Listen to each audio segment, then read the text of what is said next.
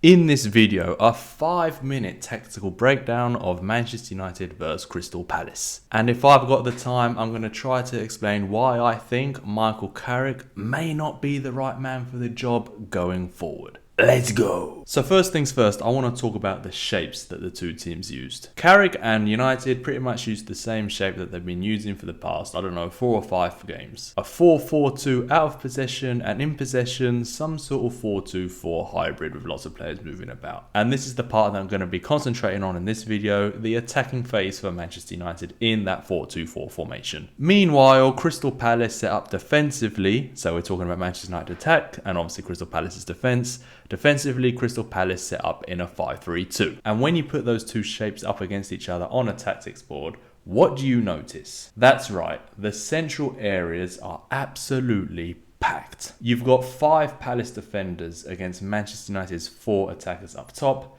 and the 3 Palace midfielders sitting against the double pivot. So breaking through the middle was obviously always going to be a problem. And it was. Before the sending off, Manchester United really struggled to gain any momentum. And the main reason, almost everything was funneled through the centre. And to back this up, let's look at some of the players' heat maps from the game. So here I'm going to highlight Bruno, Cunha, Mbeumo and Sesko, the 4 attackers for Manchester United. And you can see straight away that their influence is mainly central, with a big concentration in that sort of right half space. And then if you add and throw Casemiro and Mainu into the mix, it becomes even more central dominant. And Palace, of course, in their 5-3-2 are absolutely smothering those positions. Let's go back to the tactics board.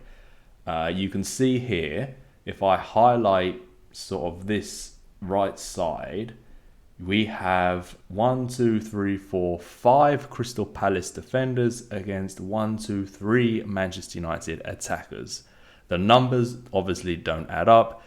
Crystal Palace have a huge numerical advantage here. And even when Dalot did get forward, and he did get forward a lot on the right, Crystal Palace still have a numerical advantage. But even so, if Dalot did get the ball, he would get a 1-to-1 situation, the same with Shaw on the other side, with the Crystal Palace fullback, because as you can see, the 3 centre-backs would have to deal with the 3 forwards, Sesko, Fernandes and Mbeumo, and Dalot would find himself in a 1-on-1 against Mitchell. So it begs the question, why did Michael Carrick not look to exploit those wide spaces more often? Obviously, only he can answer that, but what I will say is every time Manchester United did go to those wide areas, they looked noticeably more dangerous. These 2 clips that I'm playing here, they're both before the sending off, and have a look at the threat that they created from out wide. And then you can fast forward, after the sending off. And the goal from Sesko came from open play. Where did the assist come from? Yep, you guessed it. A wide cross from Bruno right onto Sesko's noggin. The wide areas were the key here. Now, obviously, the sending off did change everything. And for what it's worth, I did actually think it was an incredibly soft decision. But anyway, the decision went the way it went. There's no point crying over spilt milk. I don't know why I'm crying about it. But what it did mean is that tactically, Palace lost their numerical advantage. And they had to reshuffle to, a defensive 5-3-1 formation. And the players were much more easy to sort of pull out of their positions, because obviously you only had the 1 attacker who was closing down, the defenders when Manchester United had the ball. And that would obviously bring out midfielders, and then the shape, Crystal Palace's shape, would just lose all compactness, and Manchester United were then able to exploit the spaces. And United absolutely hammered Crystal Palace after the red card. Bruno in particular was having an absolute party with the extra space. So on the surface, it really did look like the central approach had paid off. But honestly, I'm not thinking we would be saying the same thing if it wasn't for that red card, because Palace looked relatively comfortable before it. And of course, United did pick it up after half time and had a lot of momentum going, hence probably why they did win the penalty in the first place. And maybe eventually they would have broken through against 11 men as well. But before the sending off, especially in the first half, they just didn't look that threatening. And all of this just brings me to my last point. And I know I'm going to go against the grain, and I know a lot of people are going to dislike this opinion, but I'm going to say it anyway. I don't think Michael Carrick is the right man to take this Manchester United team further. And look, I know some people get super offended when some random guy from YouTube who has his small YouTube channel with no credentials starts throwing these takes out there.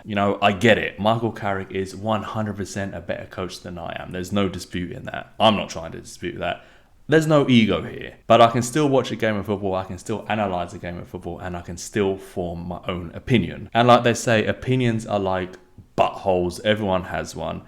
Here's my butthole, enjoy it. But let me say, he's definitely got the team playing some really nice football, and the results have admittedly been fantastic. But here's the thing, and I know it might sound mad given those results, but I'm just not seeing the tactical growth or progression or evolution that I would want to see from a permanent manager, because it's been pretty much the same approach for every single game now. And that's of course fine when it's working, everyone's happy, I'm happy. But I definitely think the cracks are starting to show, and handing him the job permanently, I actually genuinely think we could be back to square one by halfway through the next season. You know, plan A is working at the moment. Doesn't look like there's much of a plan B. But hey, I could be completely wrong. And if I am, I will be very happy. I like Michael Carrick. I like what he's brought to the team. Obviously, the results have been so much improved. Everyone's happy with third in the table. Champions League spots look bang on at the moment. I'm not complaining, this is just my take. Let me know your takes down in the comments, and if you did happen to enjoy this video, please give it a like and consider subscribing, as it would really help the channel. Cheers.